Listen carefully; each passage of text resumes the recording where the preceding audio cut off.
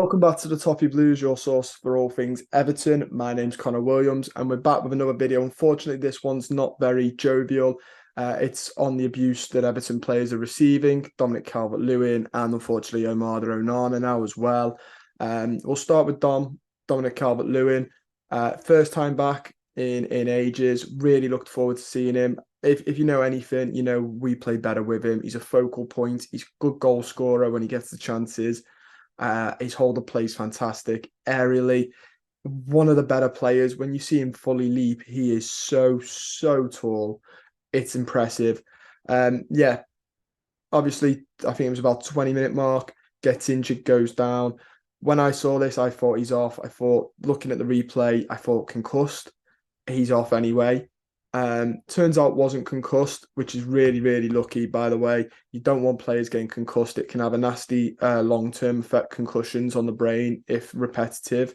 So really great that Sean Dyche confirmed he didn't have a concussion. He did say, though, that his cheek impaired his vision on one side, and you could see that. He was running fine afterwards, but when the cameras came to him, his face was almost, it was swollen, but sunk in as well. His cheek was sunk in, but you could see it forming here. Really nasty. And then Calvert-Lewin put on his Instagram, didn't expect to end up here today, aka the hospital. I'm sorry it wasn't the return everyone was hoping for. No one's more frustrated than me. It's a sore one, but I'll be back shortly. So he unfortunately, he is out now for, he says shortly. I think it'll be a couple of weeks, and then with a protective mask on if he's broke his cheek and he's had to have surgery. I'm not too sure for sure, they're the rumours. But irregardless, no excuse for the abuse that he receives. There were boos towards him and stuff like that.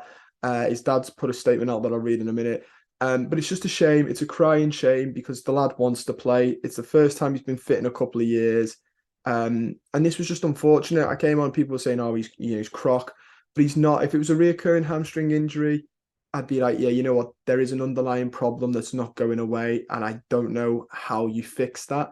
But this was, he's come back, he's collided with the keeper, and he's got his face broken. That's just unlucky. If he pulled out of the header, I'd have gone on Twitter and seen abuse about him pulling out of a header, calling him a this and that. And it's not just what people are calling, like that people are calling him stuff, it's what they're calling him as well. But people would have been saying it anyway. He put his body on the line, he got injured. He seems like a really nice lad as well. That's the worst part. We've got a striker here that seems like a really nice lad. He's not going to his agent telling everyone he wants to move 2 minutes. He clearly likes playing for Everton. And when he likes the fans. And when he's fit, he's a very good player. He's a player that we've seen develop from Ronald Koeman playing him at right back to being the striker now, the hungry striker chasing everything before Ancelotti sort of molded him into this striker he is now, which is a lot more clinical and a striker I'd prefer to have. I also, by the way, footballers, I know they earn loads, and I get that, and I get the frustration. I don't like seeing the displays we had the other day. They're human beings. They are human beings as well, and the abuse is just not on. And on Calvert-Lewin, it's not the first time, and a lot of the abuse is homophobically insensitive as well. It's all, he's a fairy, he's a wimp. But then there's stuff like number 9 wears knickers and bras. We've all seen the comment from the idiot. I don't even know his name, from the idiot online.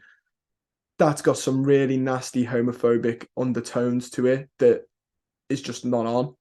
And it's not very supportive, is it, from supporters? You know, we sort of try and pride ourselves on being the people's club and being that type of club. Got to call out the idiots to do that. It's not on. So I felt really sorry for Calvert-Lewin. He's a great player, doesn't deserve the abuse. It's an unfortunate and unlucky injury. Like I said, his dad put a comment out as well. His dad put, the life of a Premier League footballer dad. The last time I went to Villa Park, he was 16 and a sub for Sheffield United. Today I was there to see him start his first game in 2 years that he's been fully fit for. That shows that we've been rushing him back. He's now fully fit. His dad said, I was nervous beyond belief. I knew how hard he'd worked to recover, so I had faith he'd be okay. To see my son hurt like that brought me to tears. Again, it always will, no matter what his age is. He's now in hospital getting it sorted. I hear the names he's getting called by his own fans. firsthand. And what I will say is my son lives the dream daily, like you wouldn't believe, and that won't change, regardless of what some numpty in Stone Island gear shouts. Stay bitter, fellas, stay bitter. It's another little setback on a long list of setbacks, but he'll be all right. He always is. And that sort of highlights it as well.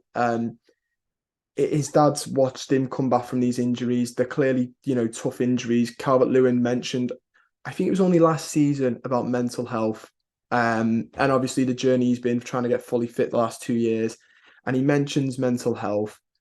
And already 2 games in, and he's getting boos. He's getting people calling him stuff. I saw Twitter accounts calling him, like I said, stuff with homophobic undertones. And it's like, really? The fella's just spoken about mental health, men's mental health as well. People love to champion it. Men love to champion it while also calling footballers all the names under the sun or other people online. And it's like, listen, if you truly want to help the world, just be a little bit nicer to people. And unfortunately, Calvert-Lewin wasn't the only one. Amadou Onana received racist abuse, and the club have called that out as well, which is great. It's not on, whether it's the homophobic undertones towards Calvert-Lewin or it's racial abuse to Amadou Onana. I know the Neil Moipai one was a Fulham fan, so that one's, I mean, it's still an awful thing to say, and football fans as a whole need to be better and do better. But that one's not Everton Central, and I don't want to say that here in case people start going, well, that wasn't us. But as a whole, we need to be better. We need to be really a lot better with these players. And I get the frustrations. I don't want to see us get battered like we did against Villa. I don't like it. There have been players that have played for us, and I've not liked their attitude or what it comes across as. I don't like there's been players that I don't rate personally, and I don't think are very good. Am I on Twitter shouting abuse at them? Am I calling them horrible names or messaging them on Instagram using racist language? No, it's frustrating and it's irritating. But at the end of the day, it's just football. This is coming from someone who's a massive fan. It is just football. Go for a walk and calm down and learn to control your emotions better, because a lot of the people doing this are grown men sending racial abuse to people. You've got to learn to control your emotions a bit better. I don't know how people, 40, 50-year-old men, 30, any age where you're a fully grown man, a child, like a teenager, it's no excuse, but you could argue that they're young and not the brightest. That when you're young, I wasn't, nobody is. But grown men not being able to control and vent their anger in a healthy manner is a real worry. And when you're doing it and you're venting at footballers like this, you come across as a pillock. First of all, you come across as a pillock. It's not very nice, obviously. It has effects on the footballers, although everyone likes to think they sit there in their mansions and they do earn a good living and they probably do have nice homes. They still have feelings that will hurt still, irregardless of where they live, what they earn. And again, another selfish reason for you to not do it, if you're thinking that, you're going to get yourself in trouble, aren't you? Is it worth it? No. Just be better, do better, football fans as a whole. But if we're the people's club and that's what we champion, stuff like this isn't on. By the way, this isn't at everybody. This is just a small selection of our fan base, but it does need to be called out and weaned out. Being silent on it just encourages that they think it's all right. It's not everyone. If you sat there thinking, why is he having a pop? That's not me. That's fine. I'm not having a pop at you. I'm having a pop at the minority, but the minority do need to be called out. That's all I've got time for, though. Don't forget to like the video, subscribe to the channel if you're not already, and comment down below, your thoughts. I will read them as long as, they're not silly. And I have disclaimed myself, I'm not having a pop at everyone. I'm just having a pop at the minority. And what I've said about the minority, I don't think is out of order. I think it's a very fair, damning reflection on what we need to do to be better. But yeah, see you guys soon, hopefully for a more jovial video.